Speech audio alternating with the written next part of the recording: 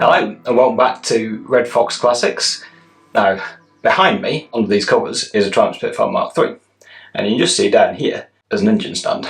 And what that means is, time to build the engine for this car. I picked it up the other day.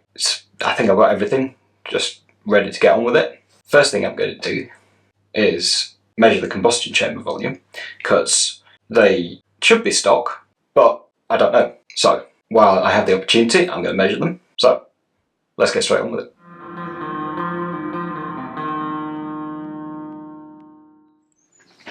Okay, so I've cleaned down one of my chambers. I've got my oil can full of oil, light oil, and I've gone and measured some volumes of the oil and accurately weighed them, so I know the density of the oil. I'm going to take little tiny bits of grease to seal up each of the valves and around the edge of the combustion chamber. And pop this piece of probably perspex over the top, which I've drilled a hole in and countersunk. So now what I should, and put a spark plug in the hole, because otherwise it's all coming out the bottom. So then what I should be able to do is use the oil can to fill up the combustion chamber, which is now sealed, and will be in a second. And then we'll weigh my oil can. Then use the oil can to completely fill the combustion chamber and re-weigh the oil can, giving us the amount of oil that went into the combustion chamber. And that will give me exactly how much oil is in the combustion chamber. And because I know the density of the oil, because I've just weighed given volumes of it, then I will be able to know what size my combustion chamber is.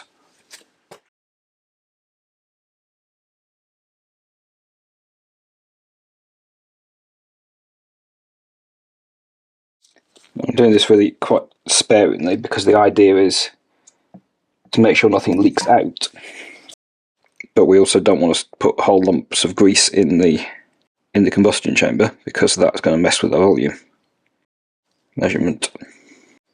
And I'm doing this as the first job because then I want to be able to clean everything and paint it, and I don't want to put extra grease on after I've done all that.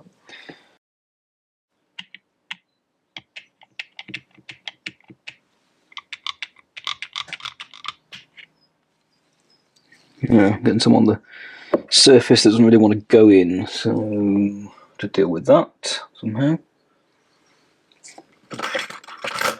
Probably telling me I could have done with a bigger hole to start. Oh, there we are.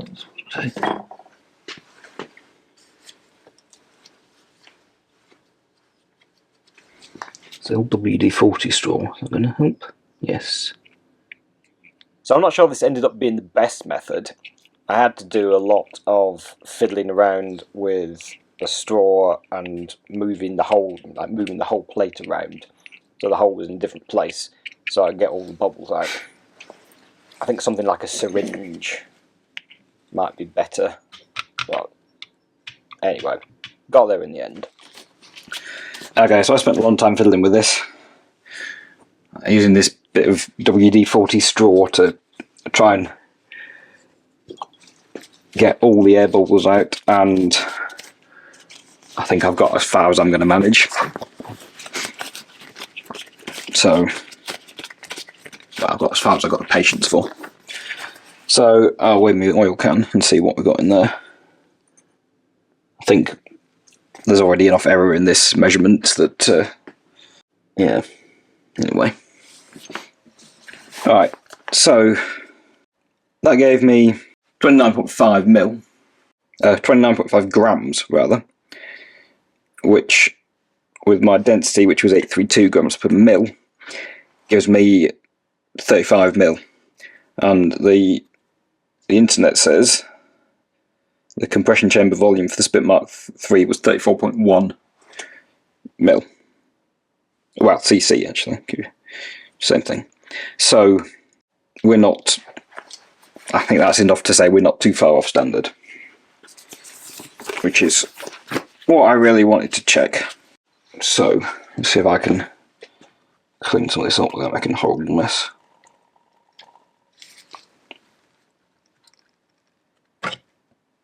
The answer to that is no.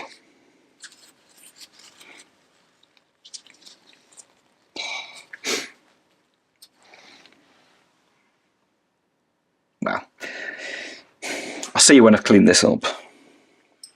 So before I can do anything else, I need to get the block and the head painted and some various other bits and pieces. I've got front engine plates sat there. So I'm going to get the core plugs in and same on the block, and then get it cleaned down on the outside, get some paint on there, and that'll be me for the day because it'll dry overnight and all that. So let's get these in. So I'm putting a bit of seal on these because when I did the Herald, I had to take one of the plugs out again and reseal it because it hadn't sealed with just the metal on metal. And I don't want to do that again. So I think I might have initially used something like Hylamar on them, and that just doesn't cut it. You need something that's actually going to set and fill gaps. So get this instantly, not the right way.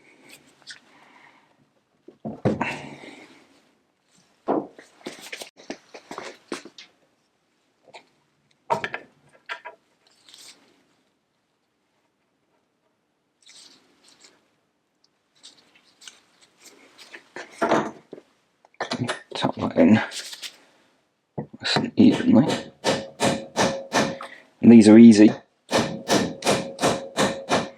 because it's just get it all the way in.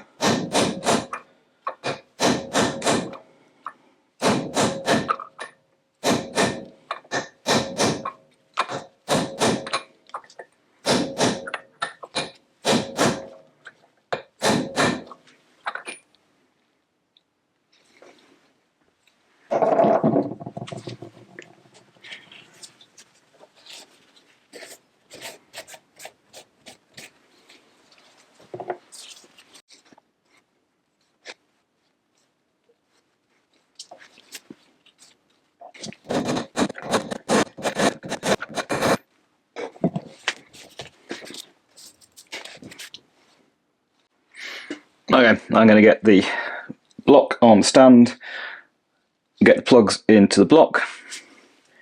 It's the same deal as that, except for some of them don't have a backing. So these ones I can just smack all the way in because they're going to, well, you know, gently tap. They're going to hit the casting, and that's where they sit. On some of the ones on the engine, you can knock them all the way through. So don't do that. Anyway, I'll get on with that.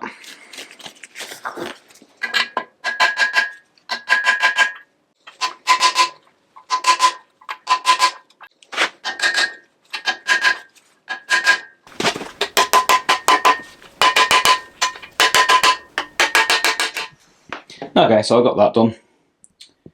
Put that one in actually while the engine was still on the floor because I thought I might not be able to access it depending on how that went on, but it would have been fine, whatever.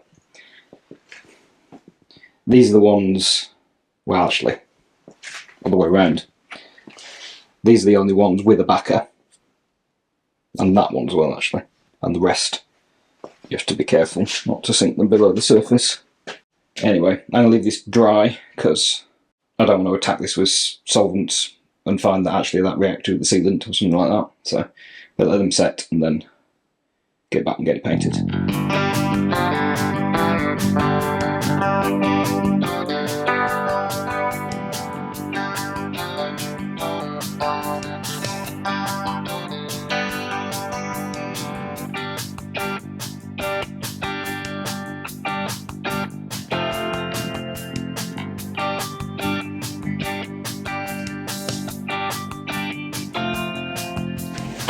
I'm sure someone must have thought of this before, but I've realised recently that if you treat masking like making a gasket, which is one of the most satisfying things, if you just overdo it, around an edge like this, and you take a ball peen hammer gently tap around the edge, you'll find that you'll just be able to break the tape away, and you get a perfect edge. It's much easier than trying to cut up to right to a line.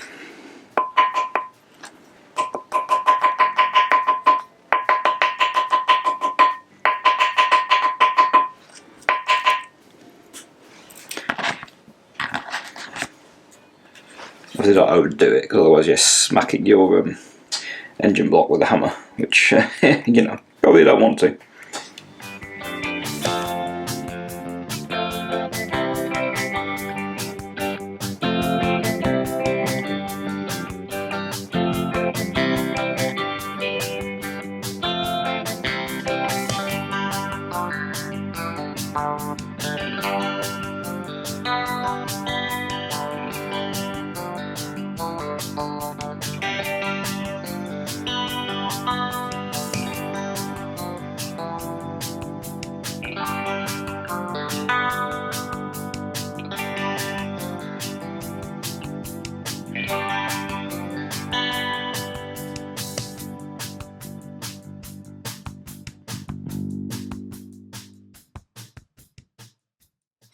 Okay, so that block is painted, as is the engine plate and the water pump and the head. I missed some bits on the bottom of the... managed to not catch some bits on the underside of the engine mount brackets. So, got primer on them, but no top coat. So I'm going to touch that up when the day warmed up a bit. So first I'm going to go around and chase all my threads, and then I'm going to take this sort of thing and clean up all the oil ways, clean everything else, and get ready for the first job, which is going to be to take it off the stand again and put the cam bearings in. And take it off the stand because I need to put some cam bearings in that way and some that way, and obviously there's an arm in the way, so it'll be easy just put the block on the bench. So I'll get cleaning and see in a bit. Okay, so I've been through, cleaned out all the passageways. I've just gone around now with the airline and blown through all the oil ways to make sure everything's clear, as clear as I'm going to manage to get it, and going to get ready for the first actual assembly job, putting the cam bearings in. Now with this tool, and what you do with it is you get one of the cam bearings and slip it over this rubber section, which has a metal lip, and as you tighten this up, you can see it expands and grips the bearing. That cone then goes against the outside of the block and keeps it centred. You hit that end with a hammer. Now the important thing is getting them lined up right, because they have wheelway holes. Now we're starting on the centre ones, because then you have to fit them from this section, because you can't actually get the bearing in between that space where the distributed pedestal is. So you have to do one that way, all the way around one that way, and the same on the other side. So yeah, got to get the oil ways lined up properly, and they are in that sort of section there. So the oil way is just here. If you look inside, you can see the hole, but also notice for these centre ones, you can actually put some light in. You can see it through that the plug in the oil gallery. Same on the other one. But when you start putting these onto the tool, you can't see where they are. So what I did last time with the Herald engine, I got my bearing onto the tool, got it tight, and then I marked. Actually, you can sort of see them with this time. Anyway, I marked with pen where they were supposed to go. So let's see if we can show this.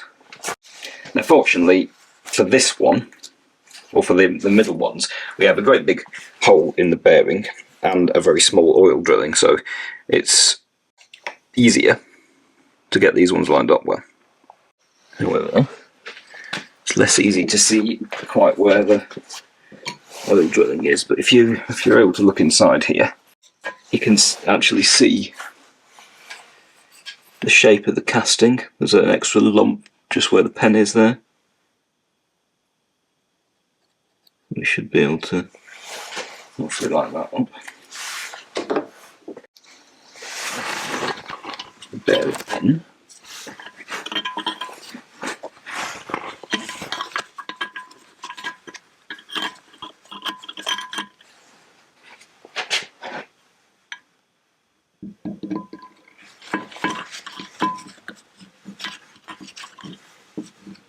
The tool.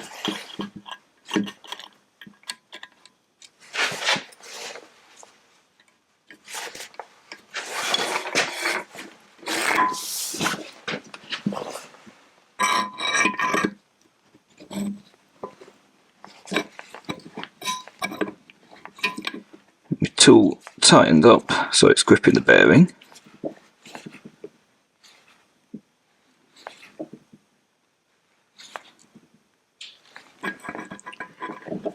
Now I've got to get that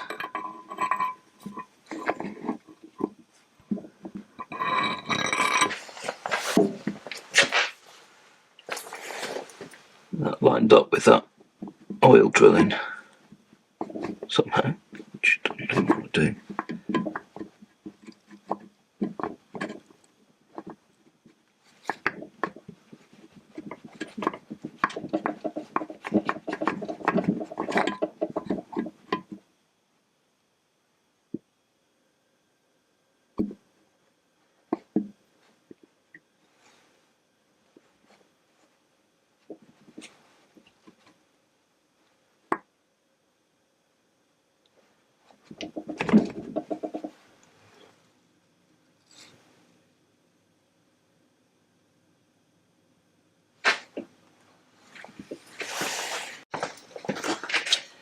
Now I hit it with a hammer.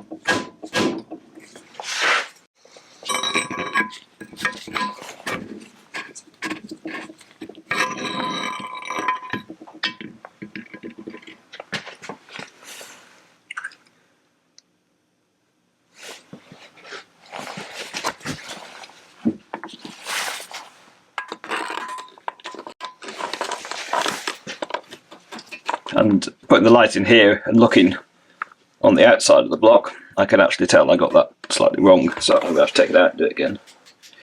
Which is, you know, put the tool on the other way and hit the block the other way. Anyway, I'm going to get on with that. You've seen the principle of how the tool works, just got to get it better aligned. So I'll get this done. I'm going to have to shuffle this bench around quite a lot, so I'm not going to attempt to film this.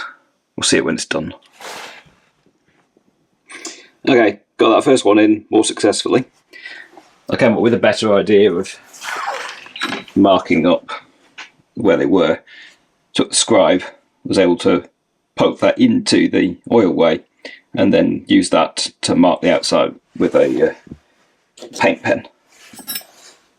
And that was much easier.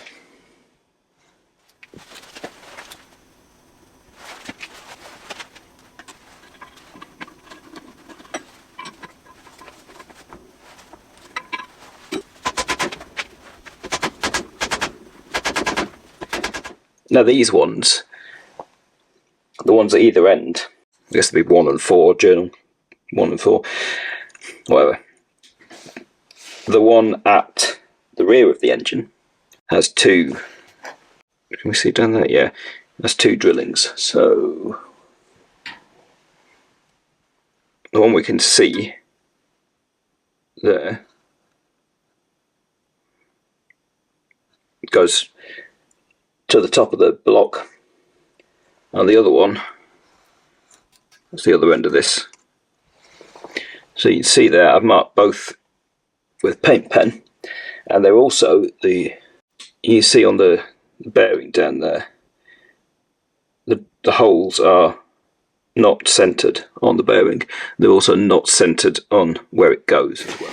So there's that rear one in, and you should be able to see that the hole in the bearing is well centered in the oil drilling. And if we look at the top one, maybe you might just be able to see that the oil drilling is small, but still we've got plenty of space around for it to feed onto the actual cam. And that's last one in, and you should just be able to see in there we've got our drilling visible through the hole in the bearing.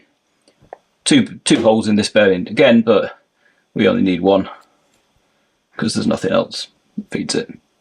And it's actually confirmed because you can see the mark on the block where the hole was in with the previous bearings. Okay, right. I have to get the core plug that goes behind that one in. Then we get back on the stand. Alright, so we're back on the stand. I've gone and got these plugs into the oil gallery and the oil pressure relief valve on.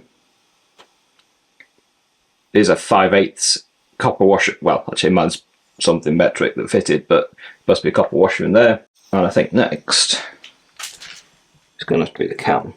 So I decided, since I was going to have to buy a new cam anyway, I've bought this small bearing road cam from Newmann, based on not very much, and it was about the same price as a standard cam.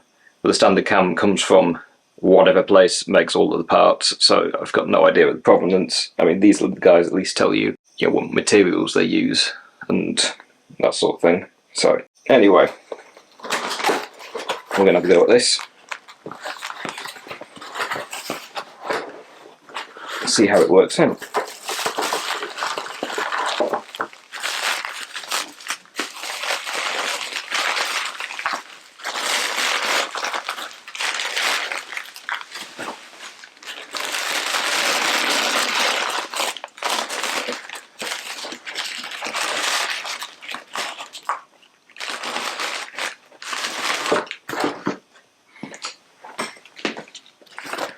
Right.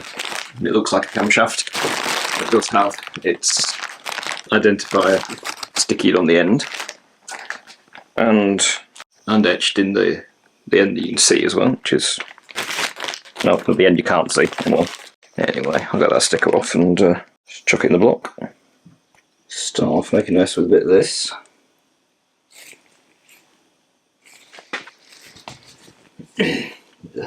Now the idea being to slide it in without smacking everything off the sides of the block.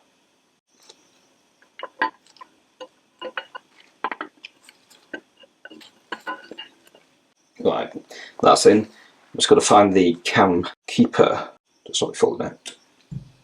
So I got the crank out and had a mild panic because this looked a little bit like flash rust. It's not, it's wax or grease or something that's been put on to protect the pins and journals, so panic over. However, I've got some cleaning off to do. Then get the bearings in the block and get the crank in too. Alright, so that should be the crank cleaned down. I've just gone and given all of the oil wires a blast through with brake cleaner, and I did get a little bit of grit out, or swarf or whatever it was. Now these are diagonal drillings, go like that, through the crankshaft, so should be able to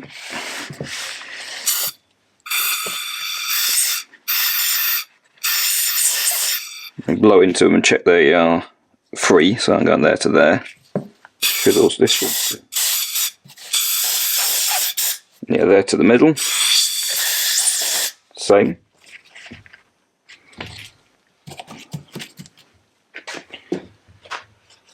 That one there. Should lead me down there, which it does. Now, I was advised last time by the machinist with regard to the bearing seating surfaces on the caps and in the block, is just take some fine emery paper and just have a couple of passes over there to make sure there's nothing sticking up. So I'll be doing that again. It feels a bit mucky. Thought I'd clean this. Anyway, I guess I'll give these, I can do that and then I'll give them another clean down because at least we'll get me further muck off. Yeah, they're horrible. So I got my bearing caps cleaned down. All I was talking about with emery paper is just, you know, taking a little strip and going back and forth over there, just to clear off any possible little lumps. Then I'll give those a clean down again.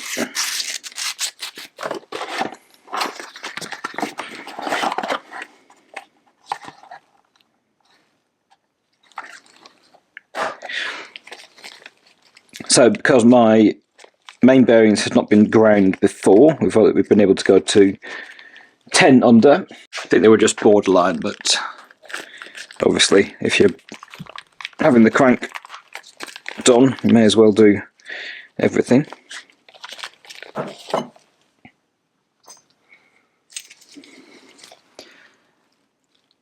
So you see, got a little tab there, got a little tab there, they have to line up. Bearings are marked 10 under, and these should just nicely snap in there. Now we've got a hole.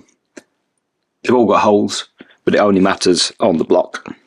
Because on the block we have our oil ways, and obviously we need to get the oil to the bearing, otherwise it's not much use. However, again, we've got the tab and the tab, and they just pop in.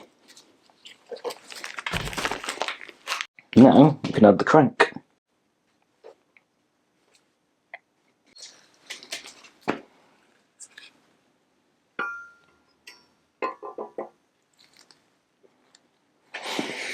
The caps on this engine are marked with like a half a U. They seem to vary between the 3-cylinder engines as to what actually got used, but some sort of punch. Mine have just actually been remarked by the engineering shop with a dot on this side of the engine. Anyway, bearing in. That one's got two U's pointing this way, because it's cap number 2. Before cap number 3 goes on, we have to get the cross washer in. And they go on this side of the block. So what you have to do is kind of put them on like that actually, because that's the cross surface, and slide them around.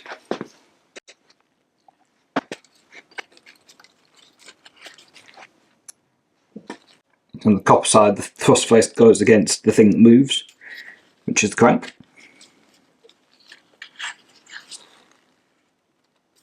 And this cap, which is slightly asymmetrical. I mean, you should only be able, the marked tops you can only put more than one way, but this one you can see which way around it goes. So now I'll get these all done up and torqued down, and then we'll check the end float of the crankshaft and hope it's still alright. So I've got a dial gauge on the crankshaft.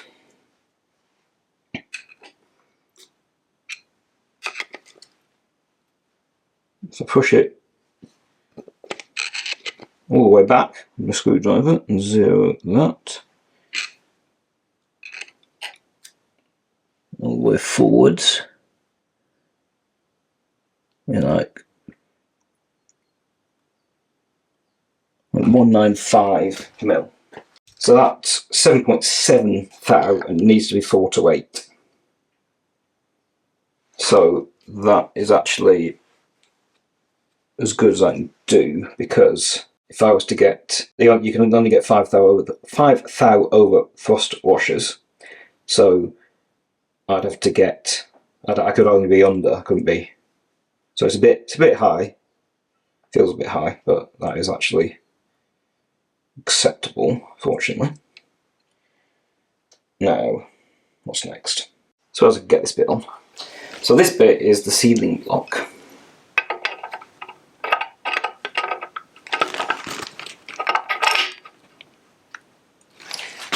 And I have a machined steel one because the original one, or the one that was on this car, was bent.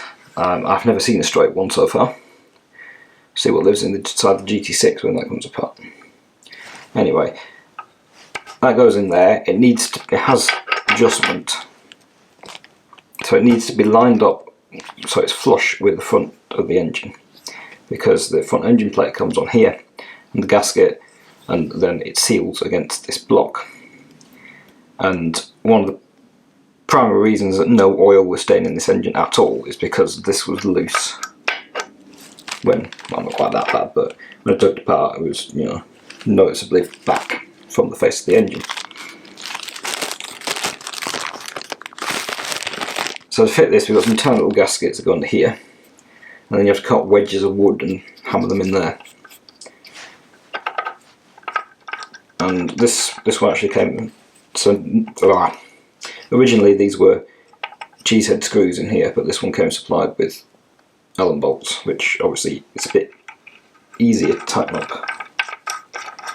So let's get some gaskets in here. It's better.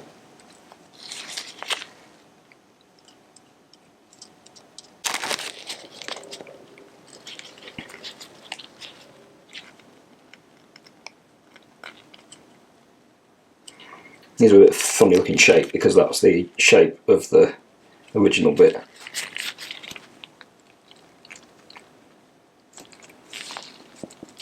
We only really need to care about lining up those holes.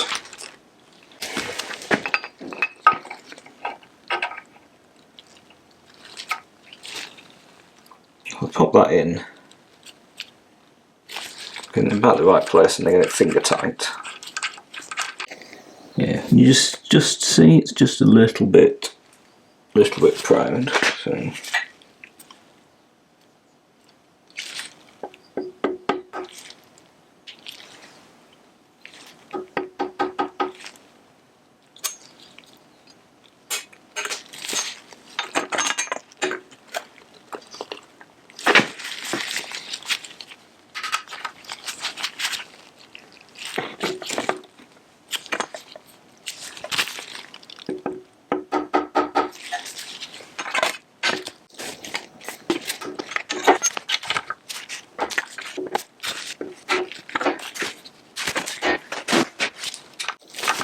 it feels like it's in the right place. So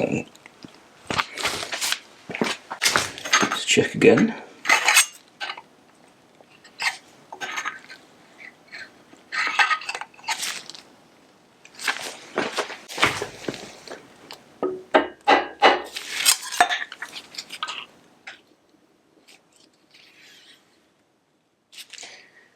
Okay, that should be good. Got to get, almost forgot, I'll get my wood wedges in here. So I'm going to try to split that in half. Oh, okay, well, 2 bits start taped together, that makes things a bit easier.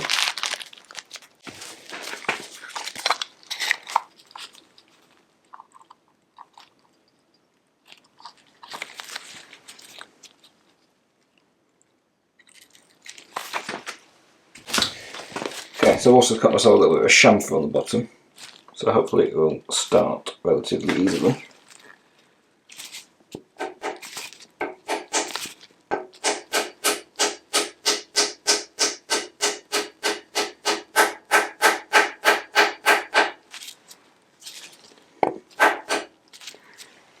Number 2. Just finishing off with a nice sharp wood chisel.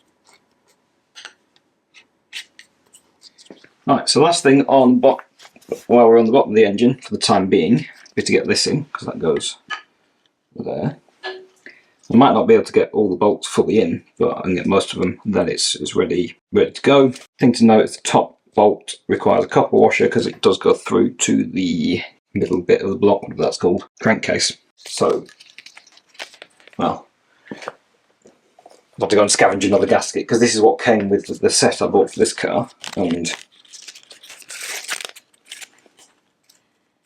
it'd be quite difficult to get that on. Also, got a leak out the bottom there, so that's junk. Scrounge one out of the set that's full of GT6 though, so get that in. Just remember to buy another bit. I've not changed the seal here because about 2 years ago now, I take the gearbox out. So at that point I redid this back plate. It was they're another thing that can get quite distorted by, well, people tightening them unevenly. So I had to flat this back, but it cleaned up okay. It wasn't nice and dry here when I took the engine apart, so couldn't have done too terrible a job. And the last thing here about the Hylamar is it should, I'm going to stick this in place while I fiddle it down onto there. I mean, I know stuff really should seal with just a gasket, but here, let's give it the best chance it can have. Let's get some lubricant around this seal as well, because otherwise it's probably going to burn out before I get anyone.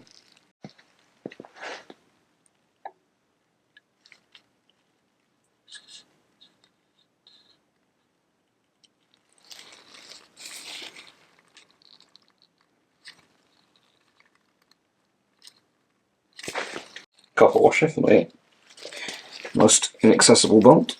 There seems to be varying thoughts on centralising this housing, centralising the seal, but the Herald manual I had just says get them snugged up, not super tight, spin the crankshaft a few times, tighten them up, which seems sensible enough. Yes.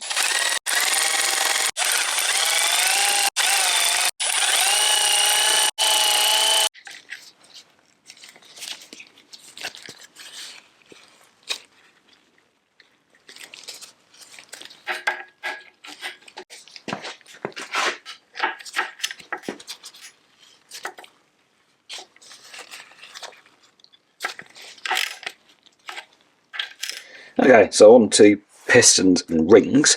I've weighed my pistons. I also weighed the conch rods. Just cleaning the little ends of the conch rods again because I found they all had a lot of black muck that I hadn't quite got off. Anyway, so pistons are all within about 0.5 gram of one another. Conch rods are all within 3 grams. So the whole range, the biggest to the largest, 3 grams. You have 7 grams of variation on the conch rods, 3.5 on the pistons. They would be better if they were perfectly balanced, but I'm not going down that route. So anyway, they're good enough. Much better than the ones on the Herald. The Heralds were like just in. I think that's partly because one of them had been replaced and was a bit heavier than the others. Anyway, first thing I was advised to do by the engine rebuilders last time was to just take the corn off the edge of these rings, because otherwise, if there's a burr there, and I can actually feel there is on this one, that's just going to wear into your cylinder wall, and you're going to get a slot cut or a ridge cut. So also on these particular set of rings, they do have the word top printed somewhere. On all the other ones, just there. I can't see any visible difference between the top and the middle rings. Anyway, take a file. I'll just take the edge off there.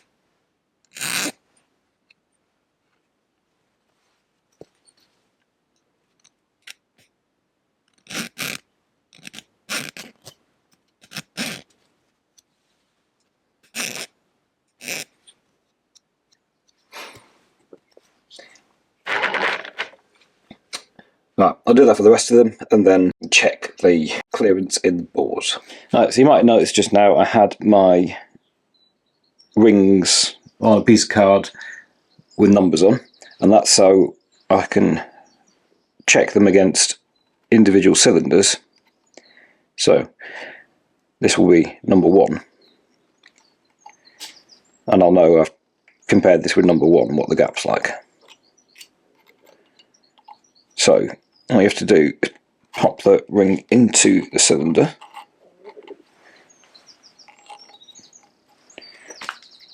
take the piston and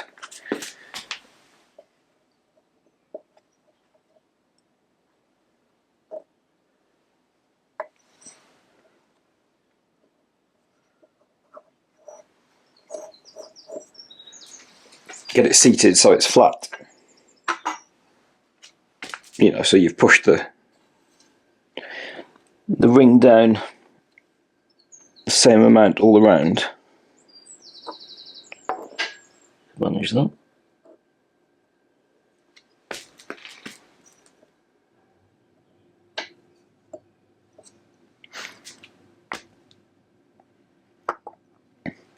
Then you see I've still got a tiny gap here, which is now going to be measured with the feeler gauge. 6.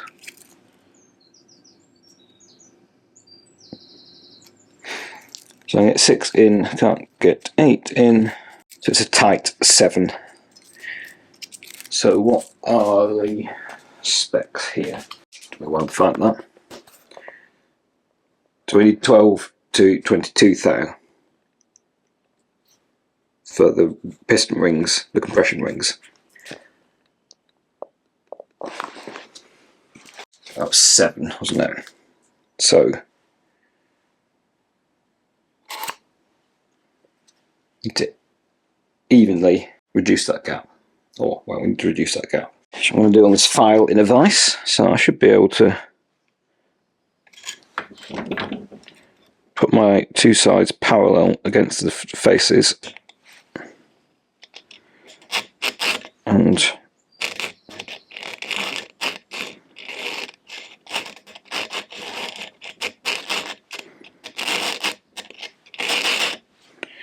okay, that got me to a tight 8 thou. But before I do any of that, I'm going to check all the rings in all the cylinders, and then maybe I can swap them around rather than having to file some. So I'll do that and we'll look at what I get. Okay, so they're all too tight and I'm going to have to do some filing. But I did come up with a way to make measuring them a bit more consistent. Found I had a pre-made special tool. So that's the old piston with the ring still on. And obviously it can only push down so far because the rings hit the block. So that at least makes it easier to push that ring in to the same depth each time. Anyway, I'll get measuring and filing and I'll see you in a bit. So I didn't fancy sitting and filing 8 rings. I've checked all these as well. The oil rings are fine. So I thought what I'm going to do is I'm going to do one set, assemble the piston, put it in the block. So I got my rods ready. Did notice something sort of interesting. It's clearly not from the same casting run, because you can see in the 2 I'm holding they're the same orientation, but the stamp art branding and the part number the other way around, and the casting clarity is very different as well. Or with the lettering. But I suppose it makes sense because what they probably have, they get them in from the foundry, and they presumably have a box of graded weights. So they could have picking a set to build an engine. They could have been cast any time, I guess. Anyway, got those ready. I've got them weighed, as I said. The heaviest one. So heaviest one is number 3. So that's going to get the absolute lightest piston. Then number 1 is the next.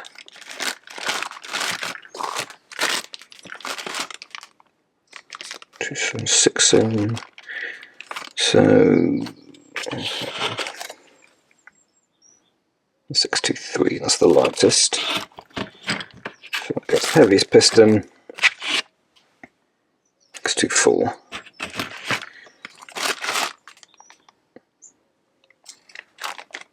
So I had the weights written on the, well, as you see, I've got on the pistons, I've got them on the con rods as well, just in Sharpie. So they're all ready to go. Got my pistons matched to con rods. So I will start at number 1. I file some rings, and then I'll get the piston assembled in the block. Okay, so I changed my mind.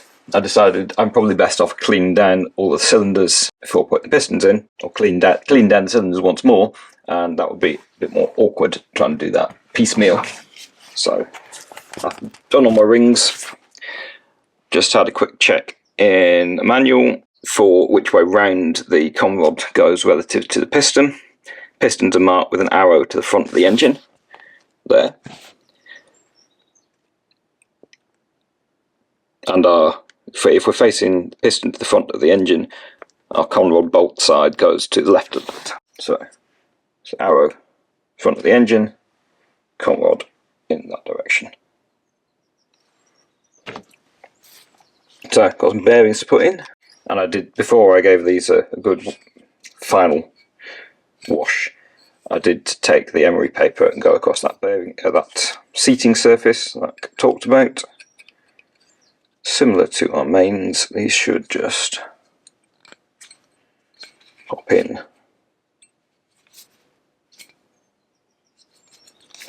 Slightly misaligned.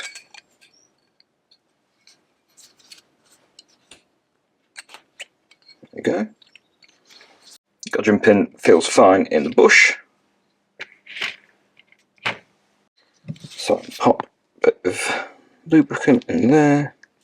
And then these, get them the right way around.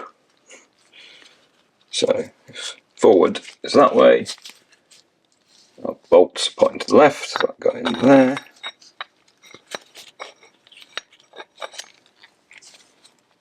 Pin.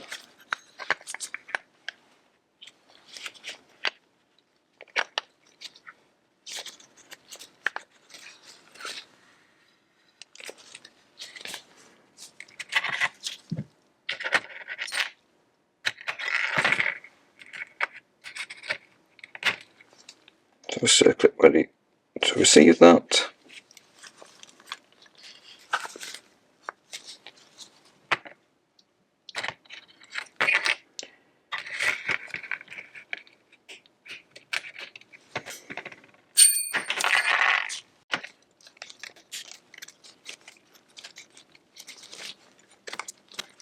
So our circlip is seated, it will spin. Same on that side, with more gunge coming out. Rings. So I'm going to want to put this lower, so you have the 3 bits of the oil control ring. Put in the lower one below the groove. Get this oil control ring into the big groove, and we need to be making sure, yeah, that it's not overlapping, so you can see just there above the, well, this bit in the piston is, I've got the 2 ends touching one another and not overlapping. So you can shift that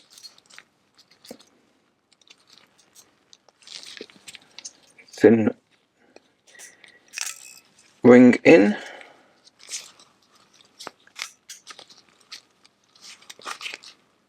Hopefully. Just trying to find the join again and check they're not overlapped. Should be a little black mark on it. Yeah, there it is. So no, they're not overlapped.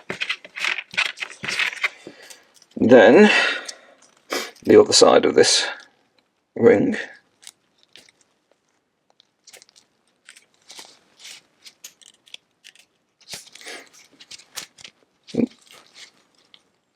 And that snapped in just nicely. Okay,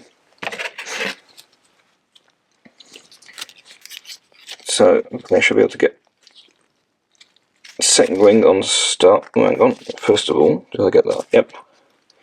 There's my top marking, I did get it the right way up. Onto the piston, into the lower groove, and then I should just be able to walk it round. Yep. Same with number 1.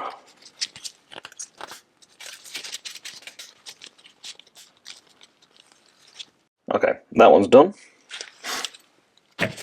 I'll do the rest, and then we can put them in the engine. Right, so I've got the block, or the cylinder board cleaned down. Found my piston ring compressor in the box of tools you're not going to use very often. Put our first piston in. Now, my rings are already staggered, and I've gone and double checked that yes, the tops are at the top. I'll put a bit of engine oil on them. There's only in this can. Yeah.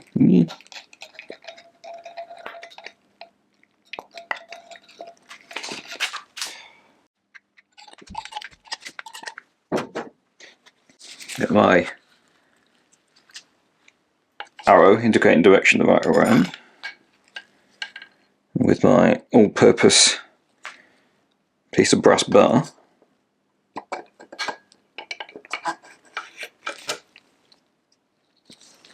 Let that drop in.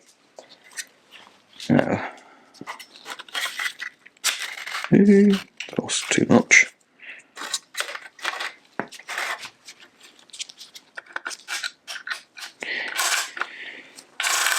The ring compressor on.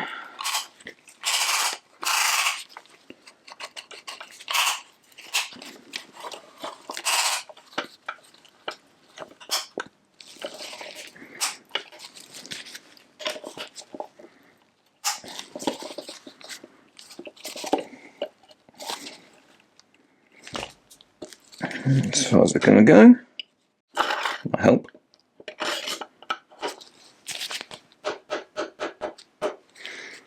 Let's tap this.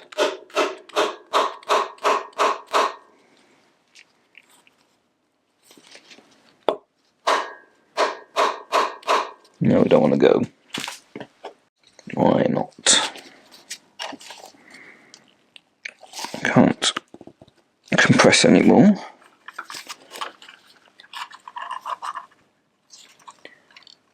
We've just not got there yet.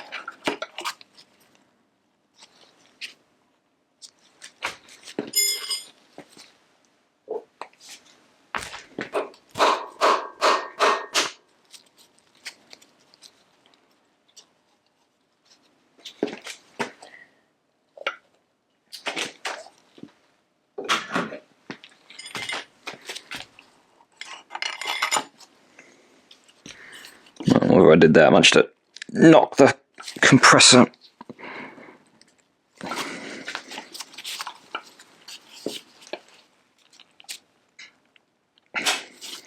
go.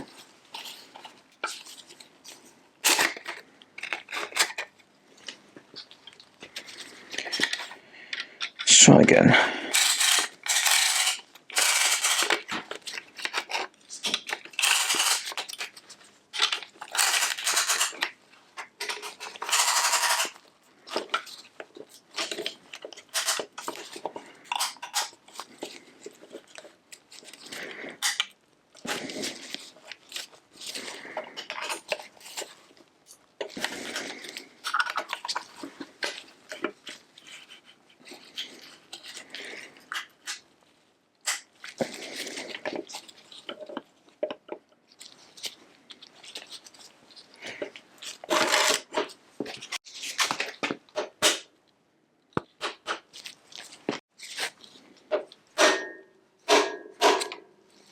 Better.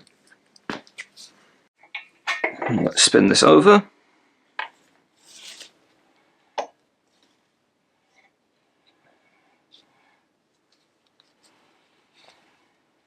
Be able to encourage our piston up. Get the crankshaft to meet it. Okay, so I'll put some assembly lubricant on those bits. Yeah, seated.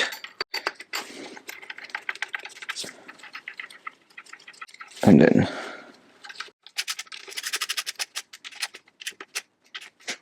Right, it's one down, 3 more to go.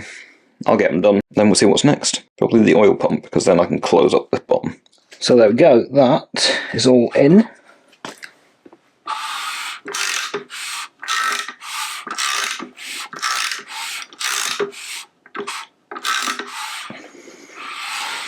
And all turning over. Before I forget, I best do the torque of the bearing caps. I haven't done that yet. And then we'll get the oil pump, the new oil pump sorted out and fitted, and the sump, and then the bottom end done.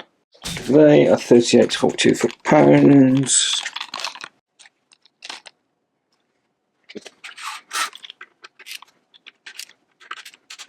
Okay, so oil pump.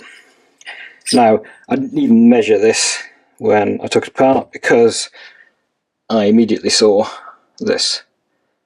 And you can tell there were some signs in the sump as well. Like at some point, this engine had been wet because that is rust. Same on the outer, and to some extent the inner of that rotor. So that's all junk. Actually, and inside the body of the pump there, at the bottom. Just in there. Anyway, so the new one.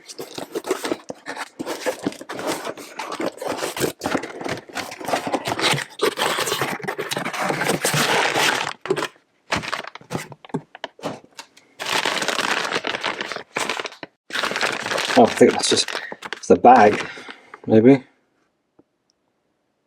Made in Gujarat in 2019. So just the plastic pump.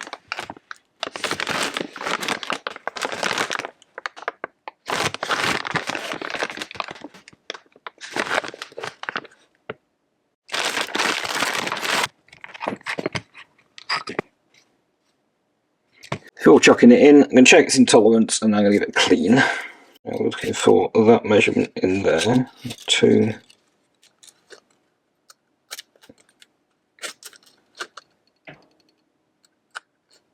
4 is tight.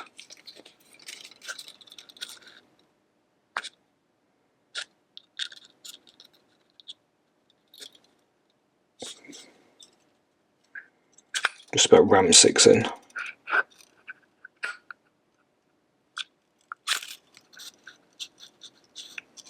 6 is fine there. This is actually quite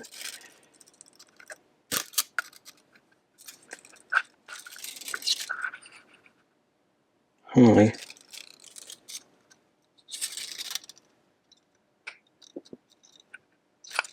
Just about to get a 6. Definitely get a 6. Outer body, 6.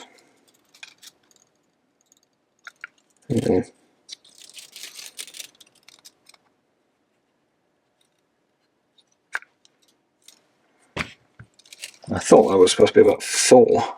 Have a look. Okay, now those clearances that I just measured are supposed to be 10 maximum. It's this measurement. It's supposed to be a maximum of 4. Well, 4 will go easy, 6 won't at all. 5 won't. Okay, so we're all right. Right, so before I do anything with it, I'm going to wash it, but also we're winding that out as far as I can safely get it. There's plenty of thread there, good. Basically put this mesh as far under the oil as possible. And I'm also going to flat that back.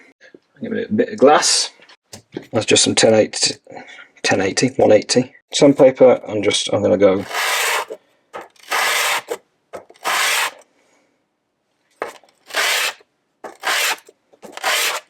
flatten that down a little bit, actually, so we can see what comes off. And the reason for this is the way the pump works is actually pushing oil between these two chambers.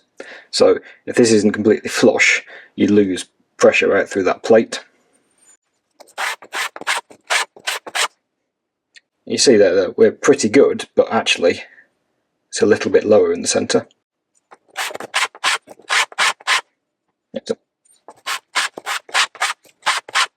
I'm pushing it along, turning it through approximately 90 degrees and going back again. Yeah, still a little bit purple in the middle there. I'm just going to finish off with a little 400. I think you can just do 240 is probably alright for this. I just can't find it. I'd rather go a bit finer than coarse. Okay, well, I'm going to give this all a good wash down, get it dry, and then put everything together. Probably could have, if you really wanted, reused that. No.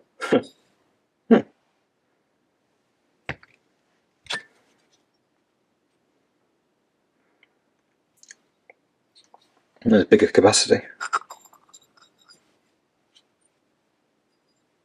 Interesting. I'll get that done, get it put together. While we're here, let's check the body too, because we had got a couple of thou to take off. Rather, we have a couple of thou available to take away.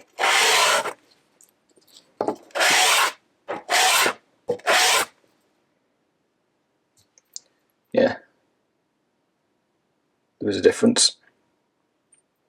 I'm going to stick with the 400 just for that one.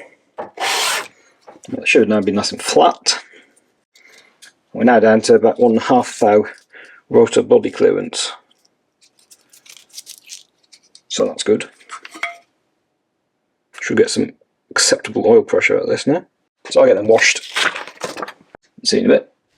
Right, so that's the oil pump washed, dried and ready to go. I'm just going to put some of this on that surface.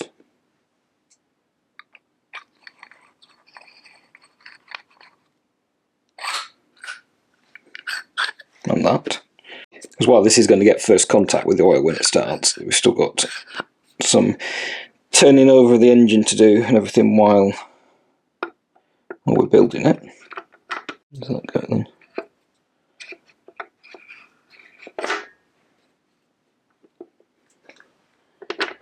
Must go that way around because that's the cutout to let the crank through, isn't it? So now I've got that wound out, so it should sit nice and deep in the oil. So I'm going to wait for the sump to dry because it's also had a wash, and pop that on, and that will be the short engine done. Except for, I think I'm going to get myself a 5 thou thrust washer just to see what the end flow is like with that, because it's borderline, and I'd like a bit more life, expectancy on the engine. But that's just a case of nipping off this cap and changing one of them out.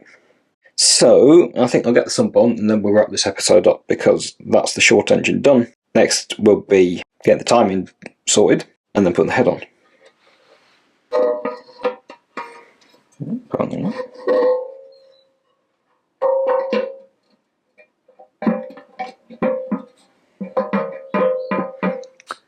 Well, I've wound out that pick up too far.